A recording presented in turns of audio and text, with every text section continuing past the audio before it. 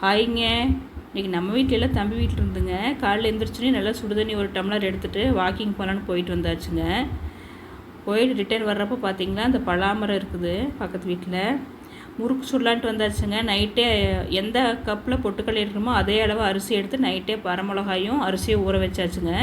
பொட்டுக்கடலை நல்லா மிக்சியில் பவுட்ரு பண்ணி வச்சாச்சு. உப்பு, எள், ஓமம், பெருங்காயத்தூள், நம்ம அரிசி அரைக்கிறப்ப கொஞ்சம் கருகாப்பிலும் போட்டு அரைச்சாச்சுங்க. ரெண்டையும் போட்டு நல்லா மிக்ஸ் பண்ணியாச்சு. எண்ணெய் நல்லா ஒரு 2 கரண்டி எண்ணெய் நல்லா கொதிக்க வச்சு ஊற்றியாச்சுங்க. நல்லா மிக்ஸ் பண்ணி வச்சாச்சு. முறுக்கு மாவு ரெடி ஆயிடுச்சு. பாத்திரத்தில் இந்த மாதிரி முறுக்கு சுற்றி வச்சாச்சுங்க. எண்ணெய் நல்லா காஞ்சதுக்கப்புறம் சுற்றி வச்சு முறுக்கு போட்டு எடுத்தாச்சுங்க. இந்த பபுள்ஸ்லாம் அடங்கினதுக்கப்புறம் முறுக்கு வெந்துருச்சு, எடுத்தாச்சுங்க.